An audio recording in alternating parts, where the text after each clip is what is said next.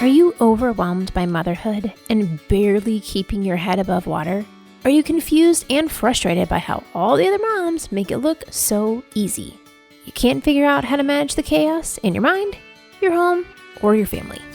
I get you, mama. Parenting with ADHD is hard.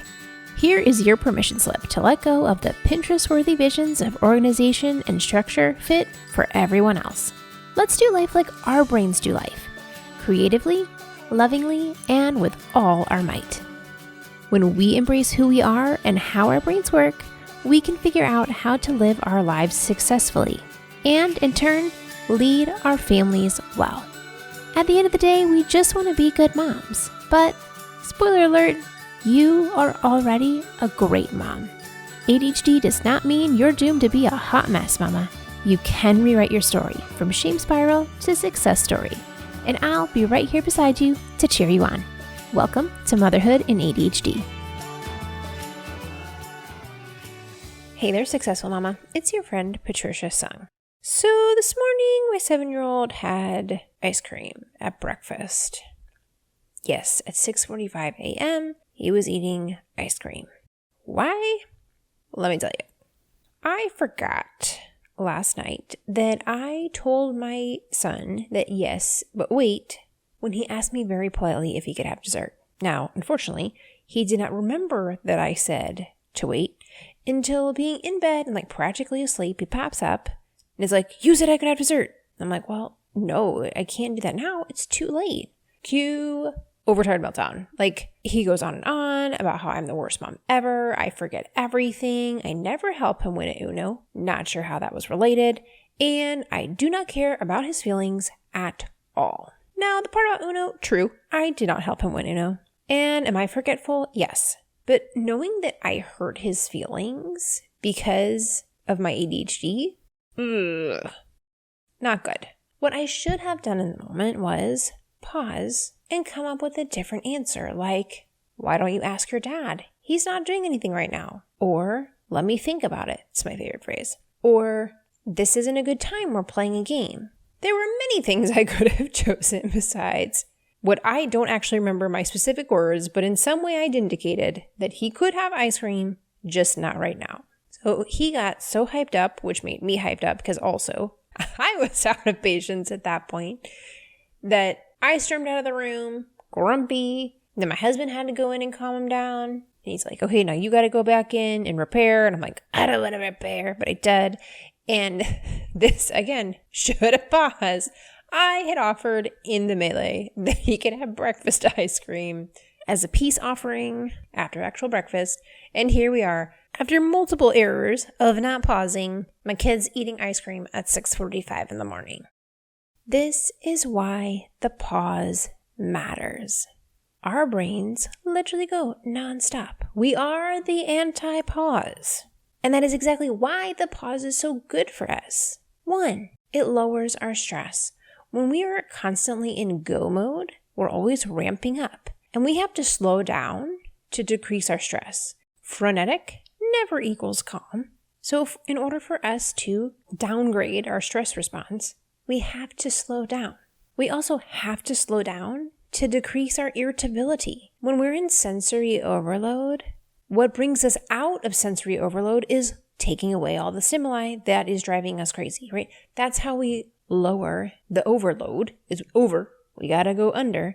So taking away all that stimulus, we have to slow down. We have to decrease everything that's coming in. Second, it lowers our natural impulsivity when we pause. So when we pause, we're not making snap decisions like saying yes to ice cream in the middle of Uno when it's right before bed, when we shouldn't, or saying yes to that volunteer commitment when we don't have the capacity to do that. Things like impulse buys or snapping at our kids. It's because our brain did not catch up with our mouths. We didn't have time to process that before the answer came out. Or we just blurted the first thing that came to mind because we didn't have time to slowly process it, because a lot of times we need extra processing time. So slowing down and pausing is what lowers our natural impulsivity.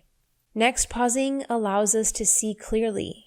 Recently, I was working on a volunteer project and the leader ran through what he wanted. We go through the meeting And I'm like, all right, I take all these notes and I sit down to make the plan and realize, okay, that's not possible. Like, this is not feasibly, logistically possible in the time given to do this level of the project. And it's not until I paused to make the plan that I could see, one, this isn't going to work this way. And two, what are some options that I could have instead?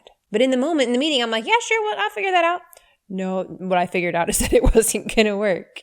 Fourth, pausing gives us space for gratitude, especially as a mom, especially when you have ADHD.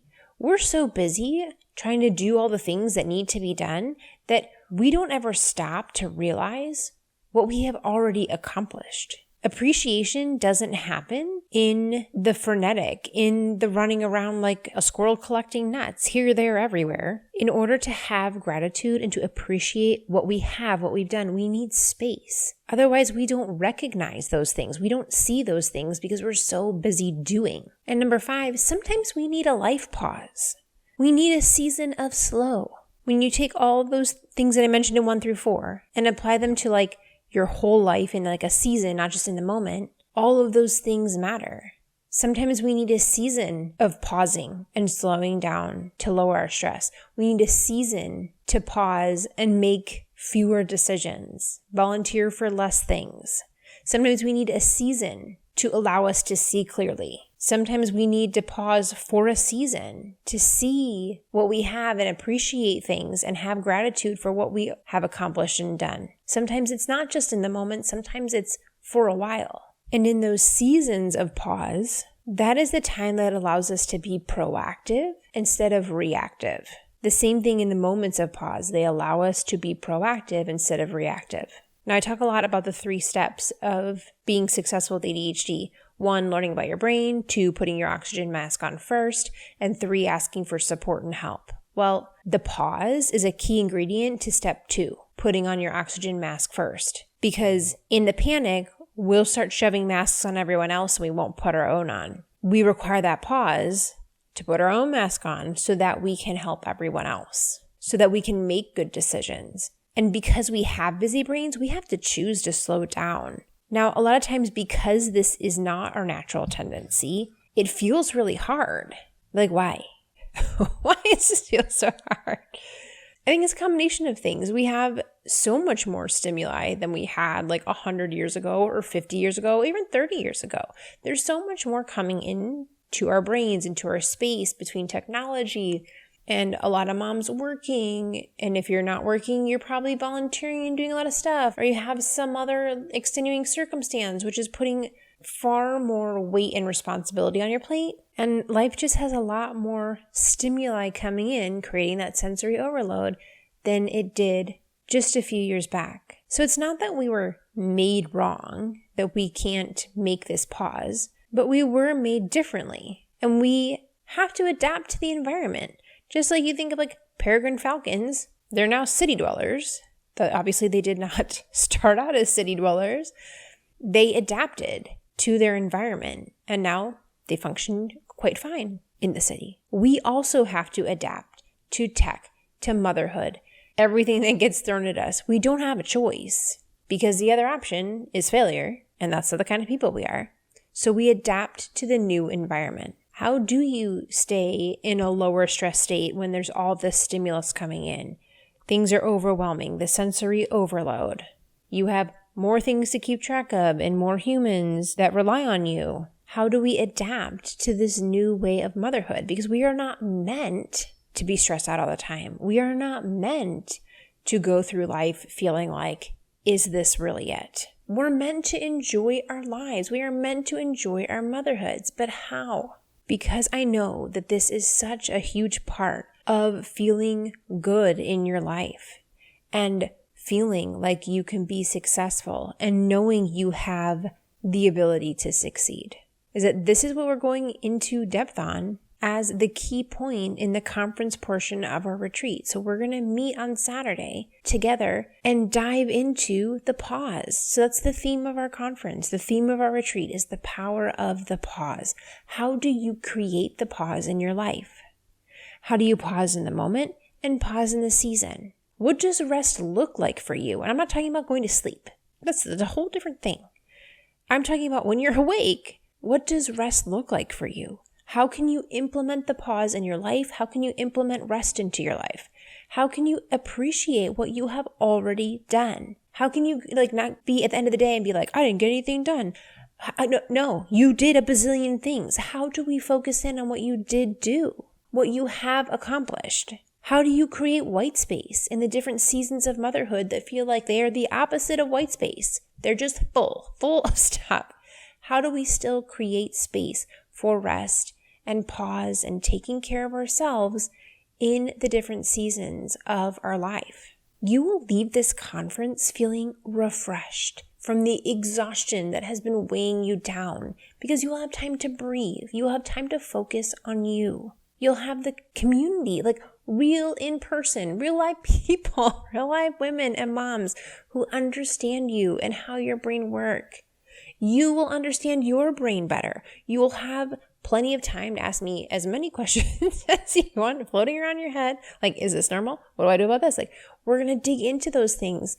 And then on top of that, I'm taking away all the responsibility of planning and cooking and cleaning and organizing and timekeeping. All you have to do is you arrive and I take care of the rest. I am taking you to eat delicious meals at some of Houston's best restaurants, and I'm taking care of you. You will have lots of time to hang out and build community, but you'll also have plenty of time to rest and relax in your luxury hotel room, cuddle up in your robe and sit in your bed in the peace and quiet. Or if you don't want to sit in the solitude, you can explore the area in downtown.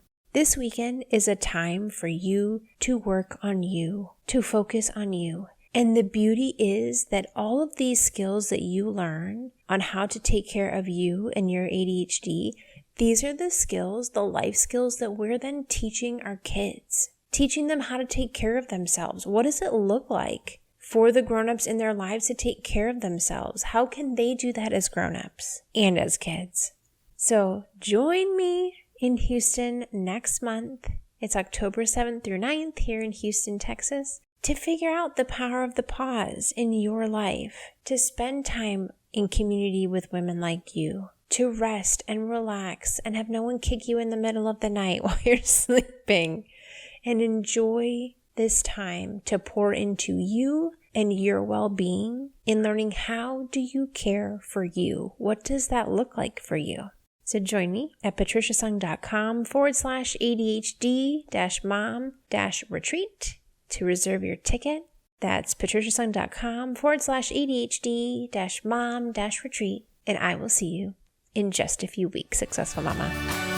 For more resources, classes, and community, head over to my website, motherhoodinadhd.com.